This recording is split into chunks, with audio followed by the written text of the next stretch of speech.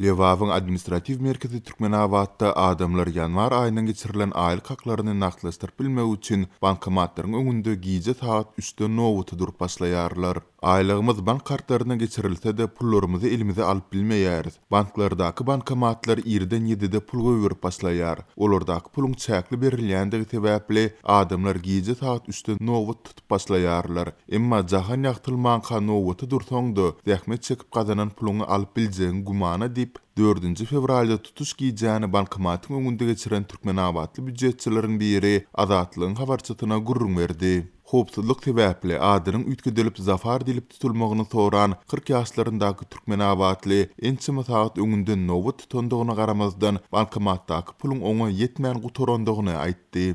Ýatlatsak Azatlygyň mundan ozalda habar berişi ýaly yerli häkimetler bankomatlaryň öňündäki ýüzlerçe adamlyk nowatlary gizlemek maksady bilen ähli nowatlar ala garankyda bolar ýaly daňatanda hiç biri görünmez ýaly bankomatlaryň iş tertibini çäklendirip pullaryň diňe saat 8-de çelini goýberilmegini ýoly goýupdylar.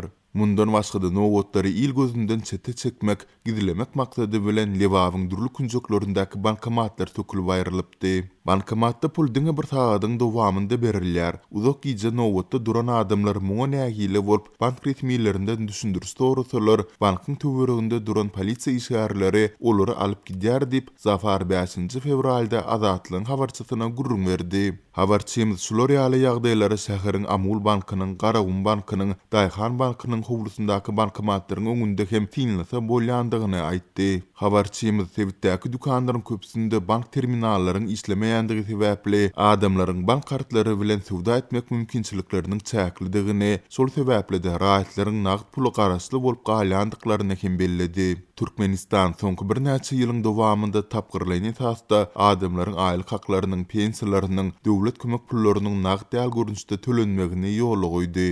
Adamlar aýlyk haklaryny bankomatlardan naklaşdyrmaly edildi. Ýöne ykdysady krizisiň arasynda Azatlygyň habarçylary bankomatlaryň öňünde ýygyderli ýagdaýda uly nowatlaryň döreýändigini, adamlaryň bankomatlardan pul naklaşdyrmakda uly kynçylyklary başdan geçirýändiklerini habar berýärler. Merkezi bankyň habaryna görä 1 fevraldaky ýagdaýa görä häzirki wagtda ýurtda 2160 bankomat işleýär. Ýurduň banklary hem jemi 4.476.731 tane tölük bank kartyny çykarypdyr.